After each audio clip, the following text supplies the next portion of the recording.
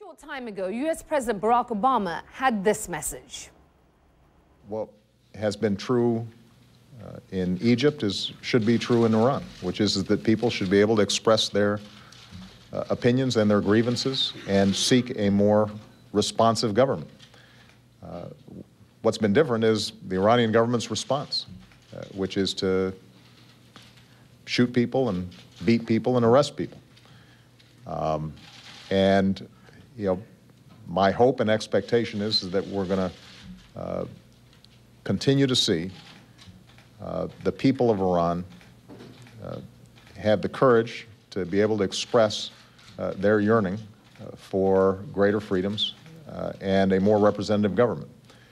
Well, senior White House correspondent Ed Henry covered the president's news conference for us. He joins us now from the White House with much more.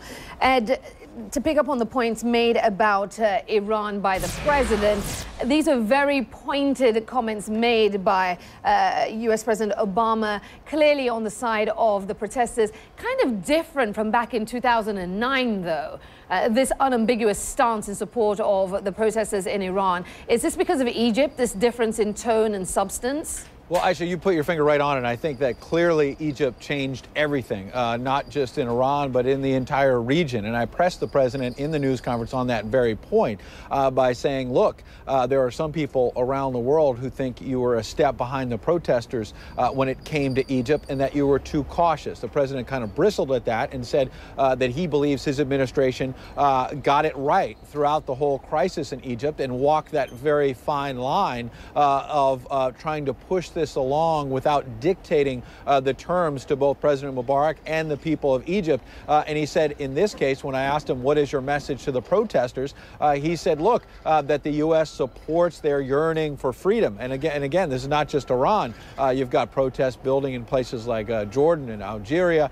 And so what we're seeing, as the president himself noted, is very rapid, dramatic change happening right before our very eyes. But there are still some around the world wondering if the U.S. has been too slow to embrace it, too slow to kind of push some of this along out of a fear that it will bring too much instability, if you will, for U.S. interests in the region, Aisha. So, Ed, I've got to ask you, as the president makes these statements, very pointed, saying the time is now for change to these Arab leaders, there are those that are going to be wondering whether this is now casting America as an unstable ally.